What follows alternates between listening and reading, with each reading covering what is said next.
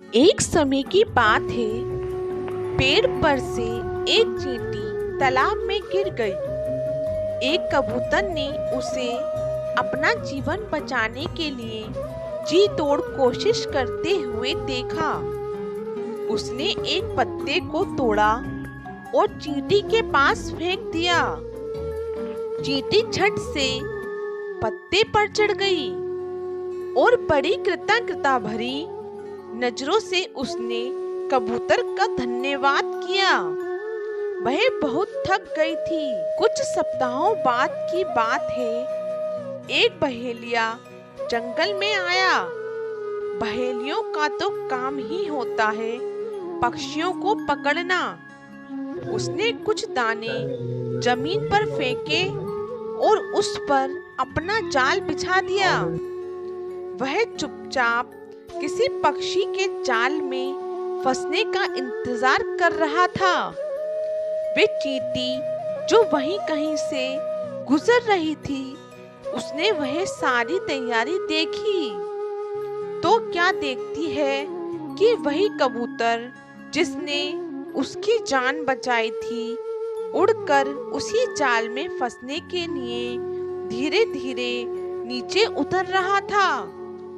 चींटी ने एकदम आगे बढ़कर बहेलिये के पैर पर इतनी बुरी तरह काट लिया कि बहेलिये के मुंह से चीख निकल गई। ओ, तेरी ऐसी की तैसी, हाय ओ परमात्मा। कबूतर ने एकदम देखा कि शोर किधर से आ रहा है और बहेलिये को देखते ही सब कुछ उसकी समझ में आ गया था। वह दूसरी दिशा में उड़ गया और उसकी जान बच गई। चींटी भी अपने काम पर चल दी। तभी तो कहते हैं, कर भला सो हो भला।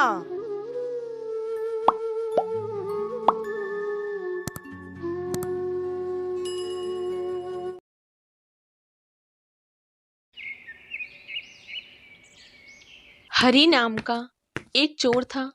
वो चोरी का काम इतनी सफाई से करता था कि पुलिस भी उसे आज तक नहीं पकड़ पाई थी। वो हमेशा चोरी करके पुलिस के हाथों से बच निकलता था। हरी रोज रात को चोरी के लिए निकलता था और किसी न किसी बड़े सेठ के घर में हाथ मार ही लेता था। हरी की पत्नी गीता उसे कई बार चोरी के लिए मना करती, पर वो अपनी पत्नी की बात नहीं मानता था। तुम्हें कितनी बार कहा है कि चोरी का काम छोड़ दो। अब तो आसपास की मोहल्ले वाली औरतें भी मुझ पे शक करने लगी हैं। वो यही कहती हैं कि तुम्हारा पति तो कोई काम ही नहीं करता, दिन भर सोया रहता है। फिर तुम्हारे घर का गुजारा कैसे चल रहा है? अब मैं उन औरतों को क्या बोलूं कि रात को तुम चोरी करते हो और दिन में घोड़े बेचकर सोते हो। कुछ तो शर्म करो। अरे क्यों सुबह सुबह मेरी नींद खराब कर रही है? सोने दे। पैसे भी कल रात चोरी करके कुछ भी हाथ नहीं लगा। मुझे तो लगता है तेरी ही नजर लग गई है। जब देखो मुझे काम के लिए टोकती रहती है। मुझे सोने दे, रात को फिर चोरी के लिए निकलना है। हरी रात को चोरी के लिए निकल पड़ता है, पर उस रात भी वो किसी भी घर में चोरी नहीं कर पाता। ऐसे ही कई दिन बीत जाते हैं। हरी परेशान हो जाता है क्योंकि अभी तक उसने कोई भी चोरी नहीं की थी। वो गुस्से में भरा हुआ घर लौट आता है।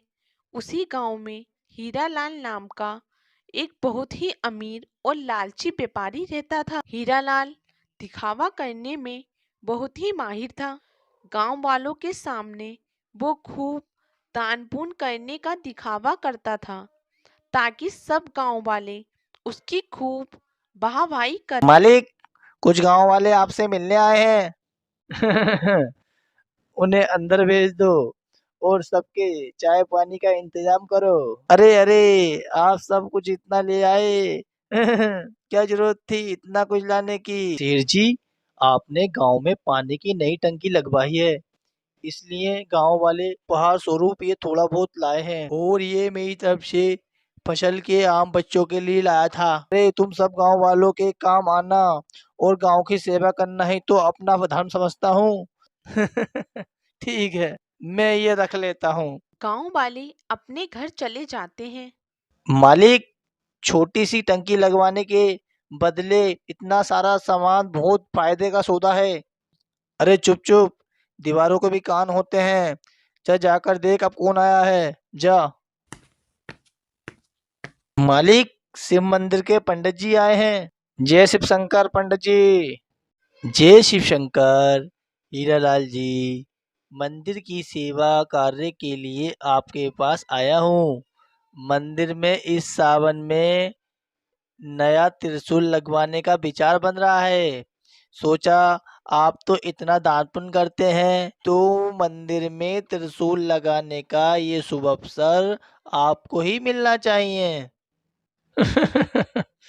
ये तो बहुत अच्छा किया पंडित जी, जो आपने मुझसे ये बात कह दी। मैं तो कुछ समय से ऐसा कोई शुभ कार्य करने का विचार कर ही रहा था।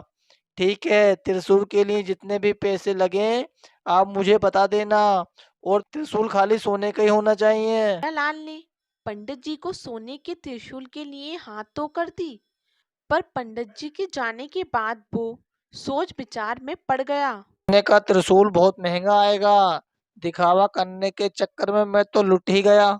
हीरालाल ने शिव मंदिर में त्रिशूल लगवा ही दिया। गांव वाले हीरालाल की वाहवाही करने लगे। हीरालाल घर लौट आया। उसी रात हरी हीरालाल के घर चोरी करने घुस गया, पर वो नहीं जानता था हीरालाल अभी तक जगा हुआ है। हीरालाल हरी को चोरी करते हुए पकड़ लिया। अच्छा, तू मेरे घर में चोरी करने आया था। तू नहीं जानता मेरा नाम हीरालाल है, हीरालाल। मेरे घर में चोरी करना आसान बात नहीं है। मैं दिन के साथ साथ रात में भी जागता हूँ, समझा। लगता है मेरी किस्मत ही खराब है। इतने दिनों बाद चोरी करने का मौका मिला, पर वो भी पकड़ा गया।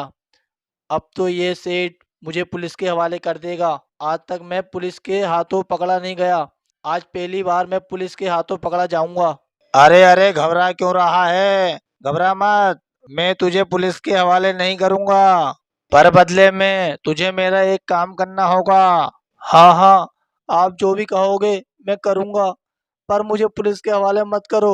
तुझे शिवजी के मंदिर में लगे सोने के त्रिशूल की चोरी करनी होगी, और वो त्रिशूल मुझे देना होगा।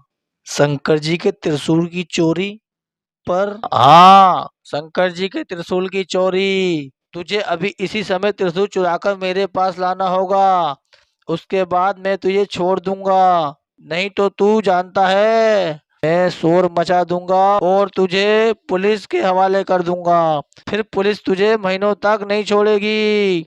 हाँ, ठीक है सेठ जी, मैं अभी जाकर त्रिशूल चुरा कर लाता हूँ। हरी उसी रात शंकर जी के मंदिर जाता है और त्रिशूल को चुराकर सेठ हीरालाल को दे देता है। पर हरी को उस रात नींद नहीं आती है। अगले दिन सुबह पूरे गांव में शोर मच जाता है कि शंकर जी के त्रिशूल की चोरी हो गई है। सुनो जी, तुम्हें पता है शंकर जी के मंदिर से सोने के त्रिशूल की चोरी हो गई है। कहीं ऐसा तो नहीं है कि त्रिशूल तुमने चुराया हो? मुझे सच सच बता दो। अगर तुमने ऐसा अनर्थ किया है तो भगवान से क्षमा मांगकर त्रिशूल वापस मंदिर में लगा दो। तुम्हें पता है, कभी कभी तो मुझे ऐसा लगता है तुम्हारे पापों के कारण ही आज तक मैं मां नहीं बन सकी। शायद तुम्हारे पापों की सजा हमें संतान का सुख ना मिलकर मिल रही है। गीता रोने लगती है। हरी जब गीता को रोते हुए देखता है तो उसे अपने ऊपर बहुत पश्चाताप होता है और वो गीता को सब सच सच बता देता है। मुझे माफ कर दो, मैं चोरी करने में इतना अंधा हो गया था कि मैंने भगवान को भी नहीं छोड़ा। मैंने अपने आप को बचाने के लिए शंकर जी के त्रिशूल को चुरा लिया और उस लालची से हीरालाल को दे दिया। अब मैं क्या करूंगा गीता? तुम पंडित जी को और गांव वालों को सब सच सच बता दो। डरो नहीं, सेठ हीरालाल तुम्हारा कुछ नहीं बिगाड़ पाएगा, मैं तुम्हारे साथ हूँ। हरी मंदिर पहुँचता है। वहां पर गांव वालों की भीड़ लगी होती है। सेठ हीरालाल भी मंदिर में ही खड़ा था। सेठ जी, आपने इतने मन से भगवान शंकर जी के मंदिर में त्रिशूल लगवाया था और देखिए कल रात को चोरी हो गई। सचमुच में इन सब बातों के लिए बहुत शर्मिंदा हूँ। पता नहीं चोर मंदिर के भीतर कैसे घुस गए। नहीं पंडित जी, भगवान की जैसी मर्जी। अच्छा मैं चलता हूँ, कोई और सेवा हो तो बता देना। कहाँ चल दिए सेठ जी? कहीं त्रिशूल लेने घर तो नहीं जा रहे? क्या मतलब है तुम्हारा? क्या तुम जानते नहीं हो त्रिशूल की चोरी हो चुकी है? पंडित जी, चोरी का त्रिशूल सेठ जी हीरालाल के घर पर ही है। अगर आप सबको यकीन ना हो तो आप इनके घर जाकर तलाशी ले सकते हो। ये तुम क्या कह रहे हो? सेठ मोतीलाल बहुत ही धार्मिक व्यक्ति है और त्रिशूल तो उन्होंने स्वयं ही मंदिर में लगवाया है। फिर त्रिशूल इनके पास कैसे हो सकता है? जी, ये सेठ हीरालाल देखने में ही धार्मिक प्रवृत्ति का है, मन से बहुत ही बुरी प्रवृत्ति का है। पंडित जी और गांव वालों को बीती रात की सारी सच्चाई बता देता है, जिसे सुनकर सब लोग हैरान रह जाते हैं। सेठ हीरालाल की घर की तलाशी लेने पर शंकर जी का त्रिशूल मिल जाता है। सेठ जी, त्रिशूल अब आप ही रखो। आप अब इस त्रिशूल को मंदिर में लगाने के अधिकारी नहीं हो। भगवान तो श्रद्धा के भूखे होते हैं। यदि आपका मन नहीं था दान पुण्य करने का, हम सभी को साफ साफ कह देते। ये दिखावा करने की कोई आवश्यकता नहीं थी। आज के बाद इस शिव मंदिर में आपके द्वारा दिए गए पैसे का चढ़ावा नहीं चढ़ेगा। पंडित जी, हम गांव वाले भी इस सेठ हीरालाल के हाथों से कोई धर्म कर्म के कार्यों में मदद नहीं लेंगे। हाँ। हर कोई सेठ हीरालाल के खिलाफ हो जाता है। सेठ हीरालाल अपना सा मुंह लेकर अपने हे भोले शंकर, आज मैं आपके सामने ये प्रण करता हूँ कि मैं आज के बाद कभी चोरी नहीं करूँगा, हमेशा मेहनत की रोटी खाऊंगा। हरी, तुमने बहुत ही ईमानदारी का काम किया है। देखना भगवान भोलेनाथ तुम्हें इसका फल अवश्य देंगे। उस दिन से हरी ने चोरी कर छोड़ दिया। वो मेहनत मजदूरी करने लगा। गीता भी हरी को मेहनत मजदूरी करते देख बहुत खुश थी। कुछ समय बाद गीता माँ बन जाती है और एक बहुत ही सुंदर बच्चे को जन्म देती है। अगर हमारी स्टोरी आपको पसंद आई हो तो वीडियो को लाइक और चैनल को सब्सक्राइब करना ना भूलें और कमेंट में हमें ज़रूर बताएं आपको हमारी स्टोरी कैसी लगी।